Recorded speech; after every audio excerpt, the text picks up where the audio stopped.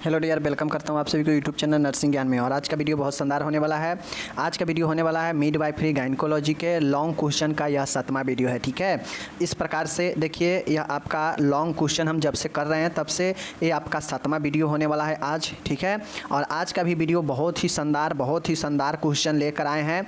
एक क्वेश्चन आपके short question है और एक क्वेश्चन हम जो है लॉन्ग लेकर आए हैं। ठीक है, शॉर्ट क्वेश्चन हम इसलिए एक शामिल किए हैं क्योंकि वह क्वेश्चन जो है आपको जानना चाहिए, समझ गए ना, एग्ज़ाम में पूछ भी सकता है और आपको जानना भी चाहिए। ठीक है, बाकी मिडवाइफरी गायनेकोलॉजी का बहुत शानदार जो है आपके क्वेश्चन पूछे जाते हैं। तो आपको इसको समझने के लिए प्रश्न को 2 बार 3 बार पढ़ना पड़ेगा, खुद से टर्म को समझना पड़ेगा कि टर्म होता क्या है, समझ गए ना। बहुत सारे ऐसे टर्म हैं जो आपको माइंड से ऊपर से उड़ जाते होंगे, लेकिन मैं उसी को जो है 4 बार 5 बार बोलता हूँ ताकि आप समझ सकें। ठीक है, बाकी चलिए वीडियो नंबर 7वां में शुरू करते हैं आज की इस वीडियो में। माय डियर, यहाँ पे देख सकते हैं, गर्भ अवस्था के दौरान पाए जाने वाले लघु विकारों की सूची बनाइए। देखिए, क्वेश्चन आपसे पूछ सकता है कि प्रेगनेंसी के दौरान जो है महिलाओं में कौन कौन से जो है लघु विकार, मतलब माइनर प्रॉब्लम, माइनर जो है डिसऑर्डर हो सकते हैं। ठीक है, जैसे देखते होइएगा कि महिला जब प्रेगनेंसी में होती है तो उसको छोटे छोटे बहुत सारे समस्या आता है, जैसे चक्कर आना, कब्ज होना, सूजन होना, ठीक है, रक्तचाप जो है बढ़ जाना, ठीक है ना, तो वोमिटिंग होना, तो ये सब तमाम ऐसे जो है उसको बीमारियां आते हैं, समझ गए। मॉर्निंग सिकनेस, ऐसे तमाम समस्या जो है उसे प्रेगनेंसी के दौरान छोटे छोटे समस्या जो है महिलाओं को होती है। तो ऐसे में आपको ये समझना पड़ेगा कि कौन कौन से जो है प्रेगनेंसी के दौरान जो है समस्या महिला के अंदर हो सकते हैं। क्योंकि आप अगर नहीं जानते रहेंगे कि प्रेगनेंसी के दौरान जो है कौन कौन से समस्या हो सकता है, तो फिर जो है आप क्या करेंगे, कोई भी अगर प्रेगनेंसी लेडी आएगी तो आप उसको डिसाइड नहीं कर पाएंगे, आप इस चीज़ को नहीं समझ पाएंगे कि हाँ ये उसके प्रेगनेंसी के कारण है, तो आप उसको जो है क्या करेंगे, अलग तरीके से जो है ट्रीट करेंगे। तो इसको जानना ज़रूरी है कि प्रेगनेंसी के दौरान, गर्भ अवस्था के दौरान कौन कौन से माइनर एलिमेंट्स, मतलब माइनर डिसऑर्डर जो है आ सकते हैं। ठीक है, इसको हमको एक लिस्ट बना देना है कि प्रेगनेंसी के दौरान छोटे छोटे समस्या जो है ये सब समस्या आ सकते हैं। ठीक है, तो इसको हमको सूची बनाना है। ये हो गया आपका सूची, और इसी में क्वेश्चन ज्वाइंट करके आपसे पूछेगा कि किसी एक के बारे में जो है विस्तृत से चर्चा करें, समझ गए। तो देखिए, बहुत सारे इसमें बीमारी नॉर्मल है जिसको आप खुद से भी लिख सकते हैं, लेकिन एक के ऊपर हम यहाँ पे चर्चा भी करेंगे और टोटल जो है सूची भी बता देंगे। चूँकि 10 नंबर 15 नंबर में यह क्वेश्चन एक पूछा जाता है, तो वहाँ पे पूछेगा कि लघु विकारों की सूची बनाए गर्भावस्था में और साथ में किसी एक पर चर्चा करें। ऐसे पूछते हैं, क्वेश्चन पूछा गया है, आप लोग देख लीजिएगा। ठीक है, तो चलिए हम देखते हैं। पहले देख लीजिए, यहाँ पे आपके सामने में है। देखिए, कोई भी क्वेश्चन को आप पहले पढ़ते हैं ना, आंसर याद करते हैं, तो आंसर याद करने से पहले माइंड में क्वेश्चन को समझिए कि क्वेश्चन क्या कहते हैं। जब तक आप क्वेश्चंस को नहीं समझेंगे तब तक आपको क्वेश्चन जो है याद नहीं होंगे। आंसर रट लीजिएगा, फिर कुछ दिन के बाद भूल जाइएगा। तो सबसे पहले क्वेश्चन को समझिए। क्वेश्चन ऐसे समझिए कि आपको जवान पर याद हो और उससे रिलेटेड चीज़ों को आप किसी भी के भी सामने बोल सके, ऐसे बना लीजिए माइंड में। ठीक है ना, अब हमको पता है कि गर्भ अवस्था में होने वाले कौन कौन से परेशानियां हैं, कौन कौन से लघु विकार है। विकार मतलब समस्या, परेशानी जो गर्भ अवस्था के दौरान हो सकता है, इसको हमको सूची बनाना है। तो हम क्वेश्चन समझ गए, तो अब जो जो समस्या होगा उसको हम लिख देंगे। ठीक है, चलिए। गर्भकाल में या गर्भ अवस्था के दौरान गर्भवती महिला को जो है निम्नलिखित लघु विकार हो जाते हैं। कौन कौन से हो जाते हैं, देखिए। During pregnancy pregnant women often जो है suffer from the following minor disorder. ठीक है, कौन कौन से डिसऑर्डर से जो है वह सफ़र करती है, तो देख लीजिए। पहला है मॉर्निंग सिकनेस, मतलब प्रातःकालीन समस्या, प्रातःकालीन जो है रुग्णता, तो मॉर्निंग सिकनेस होता है। चक्कर आना, फेंटिंग होता है, इसी को फैटिग भी कहते हैं। हार्ट बर्न करता है, अम्ल शूल कहते हैं, या इसको जो है सीने का जलन कहते हैं। कब्ज होता है, कॉन्स्टिपेशन होता है। वेरिकोज वेन होता है, स्फीति शिराएँ जिसमें वेन में सूजन हो जाता है। मांसपेशियों में ऐंठन होने लगता है, मस्कुलर क्रैम्प होने लगता है। ठीक है, बार बार मूत्र त्याग करना, फ्रीक्वेंसी ऑफ यूरिनेशन, कमर में दर्द, बैक एक होता है, और ब्रेस्ट टेंडरनेस मतलब समझते हैं ना कि छाती में जो है क्या होगा, अकड़न होने लगेगा, और और नींद ना आना इंसोमनिया होगा। तो इस प्रकार से यह 10 जो है कॉमन यानी माइनर डिसऑर्डर है जो प्रेगनेंसी के दौरान दिख सकते हैं। तो इसको हमने सूची बना दिया, एक बार और देख लीजिए। जैसे मॉर्निंग सिकनेस हो सकता है, प्रातःकालीन रुगनता, ठीक है। दूसरा है चक्कर आना, फैटिग इसको हम लोग बोलते हैं। हार्ट बर्न, सीने का जलन हो सकता है। कब्ज बन सकता है, ठीक है। वेरिकोज वेन मतलब नस जो है, सिरा जो है, ये फुल सूजन हो सकता है इसमें। मांसपेशियों में ऐंठन हो सकता है, मतलब मस्कुलर क्रैम्प्स हो सकता है। समझ गया चीज़ों को। नेक्स्ट है बार बार मूत्र त्याग करना, बार बार जो है यूरिन फ्रीक्वेंसी ऑफ यूरिनेशन, मतलब बार बार मूत्र का त्याग होगा। कमर में दर्द होगा, बैक एक, ठीक है। और ब्रेस्ट टेंडरनेस मतलब छाती में अकड़न होगा, ओके। उसके बाद है नींद ना आना इंसोमनिया। तो यह कुछ लघु विकार है जिसको आपको याद रखना है। एग्जाम में पूछेगा कि गर्भावस्था के दौरान लघु विकारों की सूची बनाए, तो ये सारा लिख दीजिएगा। और साथ में जो है आप क्या लिखिएगा, हेडेक भी लिख सकते हैं, सिर दर्द भी लिख सकते हैं, ठीक है ना। तो ये भी लिख सकते हैं आप, कमजोरी वीकनेस भी लिख सकते हैं। तो ये सब माइनर जो है प्रॉब्लम आते हैं, ठीक है। सूजन भी लिख सकते हैं, सूजन भी जो है शरीर में हो जाता है माइनर में, ठीक है। अगर सूजन बहुत ज़्यादा जटिल हो जाए तब दिक्कत है, तो सूजन भी लिख सकते हैं। तो 10-12 आप लिख दीजिएगा माइनर प्रॉब्लम। उसके बाद किसी एक पर हमको चर्चा करना है। तो चर्चा के लिए कोई एक आप जो है बढ़िया से आप देख लीजिए। जैसे हमको सबसे अच्छा इसमें जो है हमको लगा है मॉर्निंग सिकनेस ही लगा है, ठीक है। सबसे अच्छा हमको जो है, ठीक है ना। देखिए, गर्भावस्था के दौरान पाए जाने वाले लघु विकारों के व उनके प्रबंधन को समझाइए। तो हमसे कोई एक पर पूछेगा तो हम यहाँ पे देख रहे हैं मॉर्निंग सिकनेस के बारे में, ठीक है। अब ऊपर में क्या आप चक्कर के बारे में नहीं जानते हैं? क्या आप कब्ज के बारे में नहीं जानते हैं? हार्ट बर्न करता है क्या, उसके बारे में आप नहीं लिख सकते हैं? ये सब कॉमन है। और उसमें आप एज ए नर्स क्या क्या चीज़ें कर सकते हैं पेशेंट के लिए, उसको सहायता में लिख देंगे, नर्सिंग देखभाल में लिख देंगे, ठीक है। तो ये सब जो है हमारा होता है मैनेजमेंट, लघु विकारों का प्रबंध, जो कि कॉमन क्वेश्चन है, समझ गए। लेकिन यहाँ पे हम एक जो है बीमारी के बारे में अच्छे से बता देते हैं ताकि दिक्कत आपको ना हो, ठीक है ना। चलिए, अब हम लोग नंबर 1 में ही देखे थे प्रातःकालीन रुगनता। रुगनता का मतलब होता है बीमार, ठीक है ना। तो मॉर्निंग सिकनेस जो है मरीज में हो सकता है, ठीक है ना। तो यह लक्षण गर्भकाल के प्रथम तिमाही के दौरान दिखाई देते हैं। इसमें गर्भवती महिला का जी घबराता है तथा बार बार उल्टी करने की इच्छा होती है। सामान्यतः यह समस्या प्रथम तिमाही के समाप्ति के साथ समाप्त हो जाती है। तो सबसे पहले आपको ये समझना चाहिए कि जो मॉर्निंग सिकनेस होता है तो यह गर्भ अवस्था के प्रथम जो 3 माह होता है, यानी प्रथम जो तिमाही होता है, उस तिमाही में जो है, उस तिमाही के शुरुआत होने पर ही यह दिखाई देने लगता है, ये लक्षण मॉर्निंग सिकनेस। अब मॉर्निंग सिकनेस में होता क्या है, तो गर्भवती महिला को जी घबराता है, ठीक है ना। जी घबराना और बार बार जो है उल्टी का इच्छा आएगा, ठीक है ना। और यह समानता समस्या जैसे ही प्रथम 3 माह ही समाप्त होता है तो उसके साथ ही यह समस्या मॉर्निंग सिकनेस का भी समाप्त होने लगता है। तो यही हमारा मॉर्निंग सिकनेस होता है। मॉर्निंग सिकनेस में क्या होगा, जी घबराना और बार बार उल्टी करने की इच्छा होती है, ठीक है। तो यह मॉर्निंग में होता है मॉर्निंग सिकनेस। और यह गर्भकाल के प्रथम 3 महीना जो होता है, प्रथम तिमाही में जो है दिखाई देता है। और जैसे जैसे आगे बढ़ता है तो प्रथम तिमाही के समाप्त होते ही यह समाप्त हो जाता है मॉर्निंग सिकनेस का लक्षण, ठीक है। समझ गए चीज़ों को। चलिए, अब इसके कारण क्या हो सकते हैं। तो कारण जो है प्रथम तिमाही के दौरान ल्यूमेन करियोनिक का स्तर बढ़ जाने के कारण ऐसा होता है। अब जो कोई प्रेगनेंसी में महिला रहती है तो उसको प्रथम 3 माह में जो है, प्रथम 3 माह में जो मॉर्निंग सिकनेस होता है, इसका होने के कारण ये होता है कि प्रथम तिमाही में जो है गर्भवती महिला का जो ल्यूमन करियोनिक का स्तर जो होता है यह बढ़ जाता है। और यही बढ़ने के कारण जो है महिला में मॉर्निंग सिकनेस होता है, जहाँ पे बार बार उल्टी करने की इच्छा और जी मचलना जो है जी घबराना जैसे लक्षण आते हैं। तो क्या कारण होगा मॉर्निंग सिकनेस के, क्या कारण होगा कि ल्यूमन कार्योनिक का स्तर बढ़ जाने के कारण, ठीक है। ये हो गया।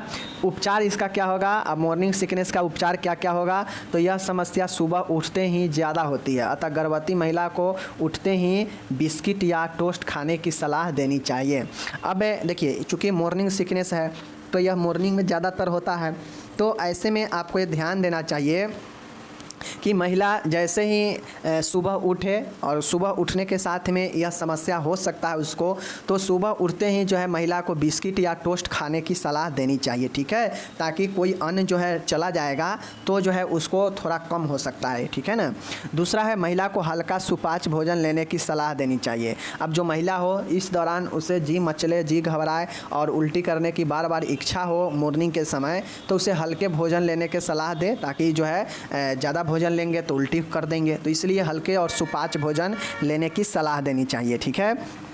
तीसरा है महिला को खाना एक साथ खाने की जगह थोड़ा थोड़ा भोजन कई बार लेने की सलाह देनी चाहिए। अब जो भी प्रेगनेंसी हो, खासकर प्रथम जो 3 महीना प्रेगनेंसी का हो, तो वहाँ पे मॉर्निंग सिकनेस का जो है समस्या हो सकता है। तो ऐसे में महिला को जो है एक ही बार बहुत ज़्यादा खाने से अच्छा है कि कई बार जो है भोजन खाने की सलाह देना चाहिए, थोड़ा थोड़ा कई बार करके वह खाएँ, ठीक है। तो इससे होगा क्या कि भोजन पचेगा भी, चूँकि इस समय जो है कब्ज होने का समस्या रहता है, गैस बन सकता है पेशेंट को, तो ये जो है थोड़ा थोड़ा भोजन लेने के लिए कहना चाहिए, ठीक है। एंड चौथा है गर्भवती महिला को अत्यधिक वसा युक्त पदार्थ जैसे पनीर, मक्खन, तली हुई चीज़ें आदि खाने से बचने की सलाह देनी चाहिए।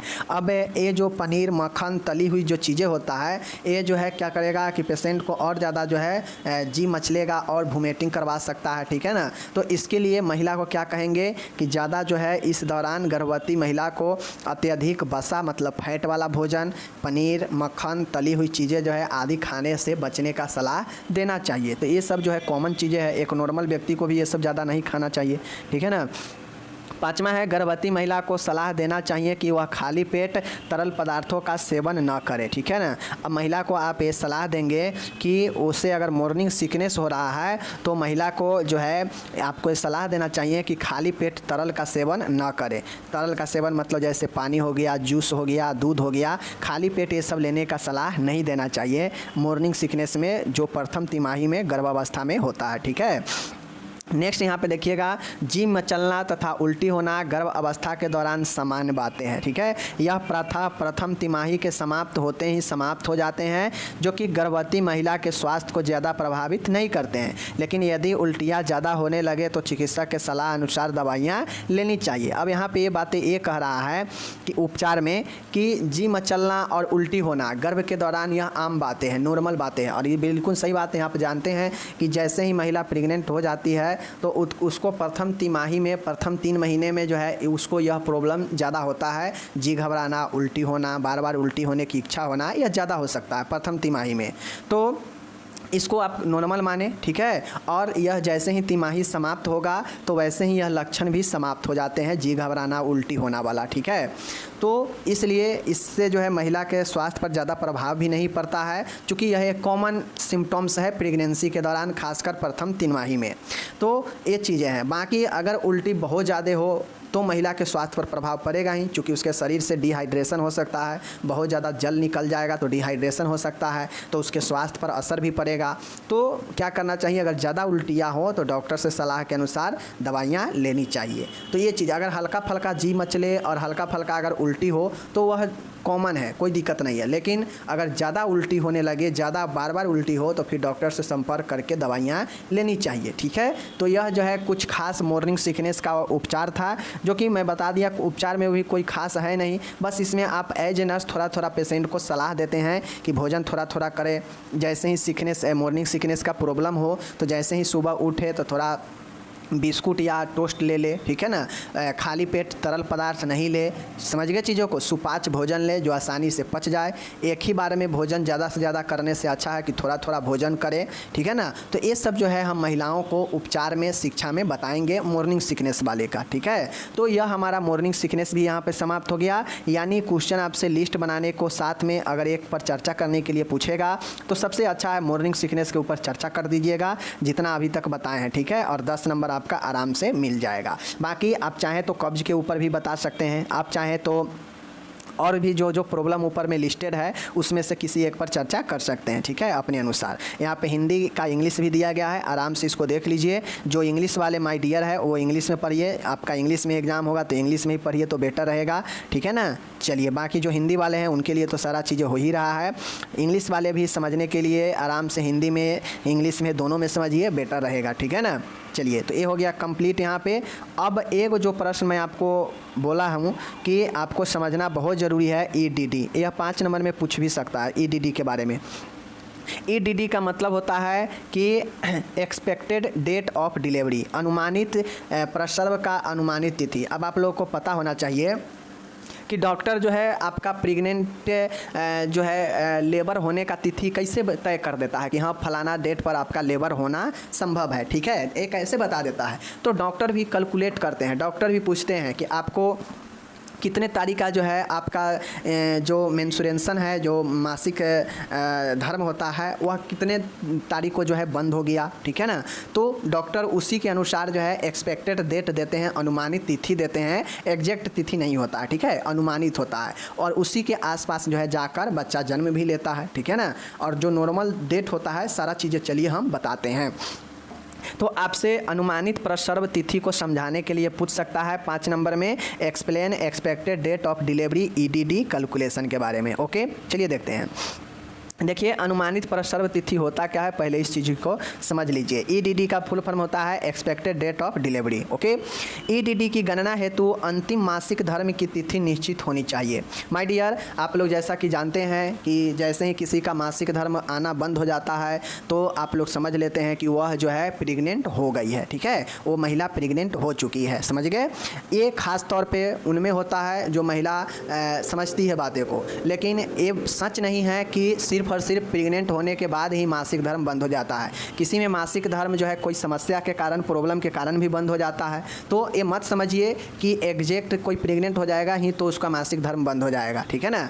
ऐसे पहले भी चोट लगना या कोई और हार्मोनल चेंजेज के कारण, कोई अन्य समस्या के कारण भी मासिक धर्म रुक जाते हैं, बंद हो जाते हैं। तो ये मत समझिएगा कि मासिक धर्म रुक गया किसी गर्ल का भी तो वह प्रेग्नेंट हो गई, ये नहीं। बट ये चीज़ें होता है प्रेगनेंसी के दौरान कि जैसे ही प्रेग्नेंट कोई होती है तो उसका जो है सबसे पहले आपका मासिक धर्म रुक जाता है, बंद हो जाता है, ठीक है। और वहाँ से लेकर फिर वो मासिक धर्म जो है इकट्ठे निकलता है। जब बच्चा जन्म ले लेता है तो उस समय बहुत सारा जो है शरीर यूट्रस से चीज़ें निकलता है। वो मासिक धर्म जो पूरे 9 महीने रुका हुआ रहता है वही सारा के सारा जो है निकलता है इकट्ठे प्रसव के समय, समझ गए।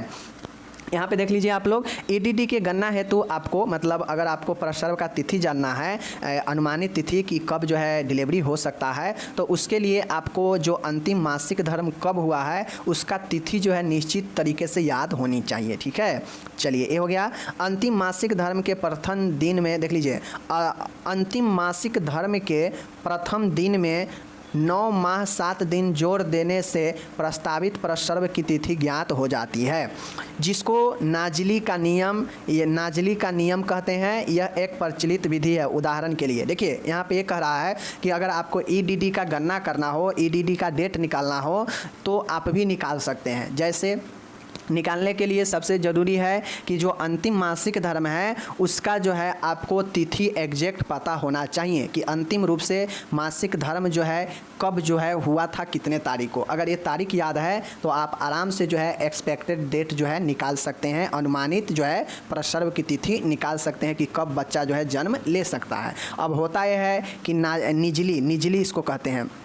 निजली के नियम के अनुसार जब हम अंतिम जो मासिक धर्म हुआ रहता है, तो जैसे हम लोग जानते हैं कि मासिक धर्म 3 से 5 दिन तक चलता है, तो प्रथम जो मासिक 3 से 5 दिन का जो ड्यूरेशन होता है, इसके सबसे जो प्रथम दिन जो होता है मासिक धर्म, उस डेट में हम जो है 9 माह और 7 दिन जोड़ते हैं तो हमारा ईडीडी निकल जाता है, समझ गए। जैसे मैं बता देता हूँ एग्जाम्पल के तौर पे, देख लीजिए एग्जाम्पल यहाँ पे दिया गया है, एग्जाम्पल से समझ लीजिए। जैसे एग्जाम्पल आपके सामने दिए गए हैं, यदि गर्भवती महिला का अंतिम मासिक धर्म का प्रथम दिन 20/4/2018 है तो अनुमानित प्रसव तिथि इस प्रकार ज्ञात करेंगे।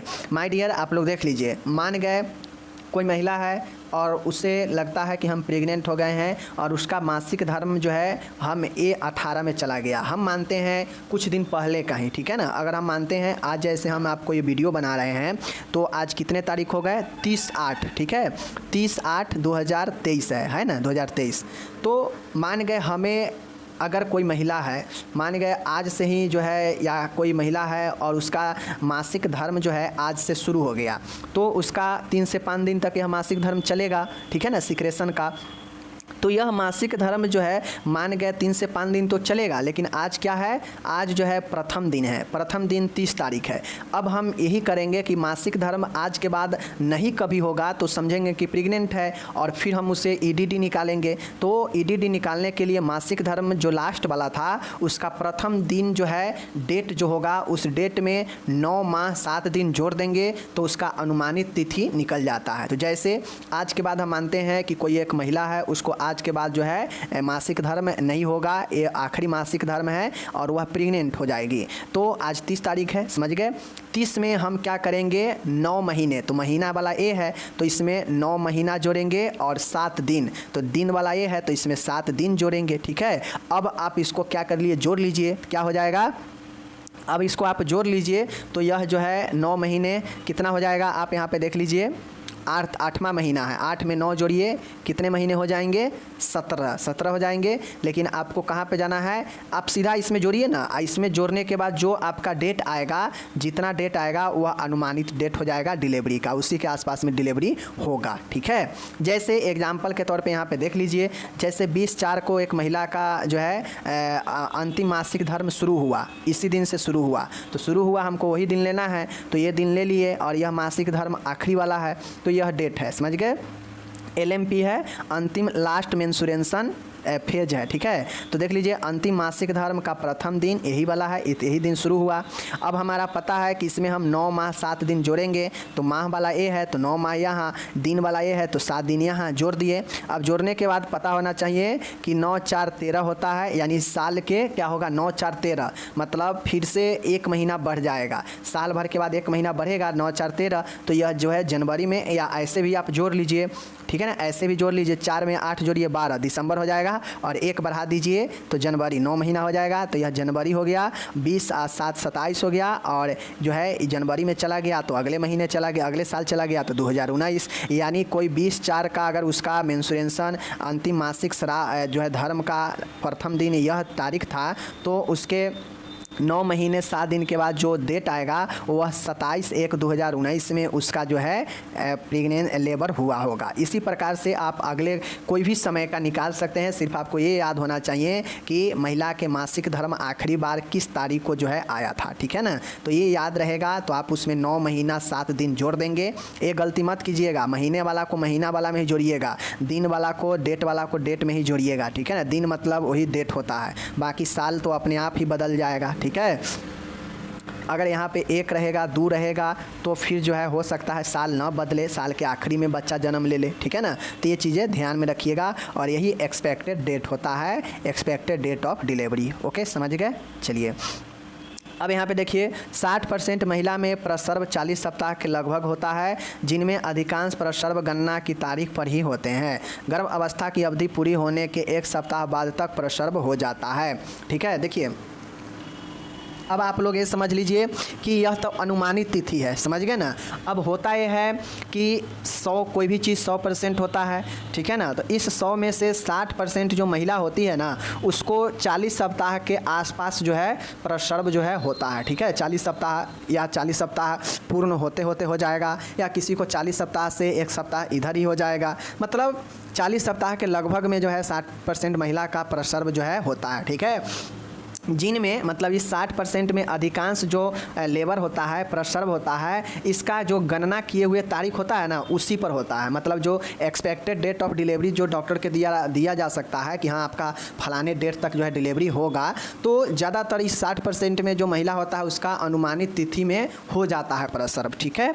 गर्भ अवस्था की अवधि पूरी होने के 1 सप्ताह बाद तक प्रसव हो जाता है। मान गए कि आप गणना करके EDD दे दिए, अनुमानित तिथि दे दिए, 9 महीने 7 दिन पर होने का इतना डेट जोड़कर आप दे दिए कि फलाने तारीख तक होगा, तो जो अनुमानित तिथि देंगे उसके 1 सप्ताह तक जो है प्रसर्व हो जाता है। समझ गए ना, लेट अगर होगा तो 1 सप्ताह तक जो है प्रसर्व हो जाता है। तो ये चीज़ समझ गए। चलिए नेक्स्ट है यहाँ पे और चीज़ें समझिए, ये सब समझने की बात है, ये सब समझे रहेंगे तो नॉलेज वाला चीज़ें हैं। यदि अंतिम मासिक धर्म की तिथि याद न हो तो शिशु के गर्भ में गति यानी क्यूकनिंग करने की तिथि में 12 सप्ताह यानी 3 माह जोड़ देने से प्रस्तावित प्रसर्व की तिथि का पता चल जाता है। यह सर्वमान्य होता है कि गर्भ अवस्था की अवधि 280 दिन रहती है। आपको एक चीज़ समझना पड़ेगा कि अगर आपको मान गए बहुत ऐसे महिला है जो ध्यान नहीं देती है कि उसका जो है आखिरी रूप से मासिक धर्म कब आया था, तो ऐसे में अगर नहीं पता है कि मासिक धर्म आखिरी बार अंतिम रूप से कब आया था, तो फिर हम क्या करते हैं कि जो बच्चा का जो मूवमेंट होता है, जो गर्भ में जो शिशु का गति होता है जिसे हम लोग क्यूकनिंग कहते हैं, तो जब यह महसूस महिला करे कि हमारे बच्चे में, हमारे गर्भ में कुछ जो है क्यूकनिंग बच्चा गति कर रहा है, तो फिर वहाँ से चाहे तो वह जो है अपने संभावित गर्भ की तिथि को ज्ञात कर सकती है, पता कर सकती है। ठीक है, कैसे? तो यह हलचल, यह जो क्यूकनिंग होता है गर्भ में, यह कुछ समय बीत जाने के बाद होता है। ठीक है, कुछ समय बीत जाने के बाद जो है क्यूकनिंग होता है, गर्भ में बच्चा का हलचल होता है।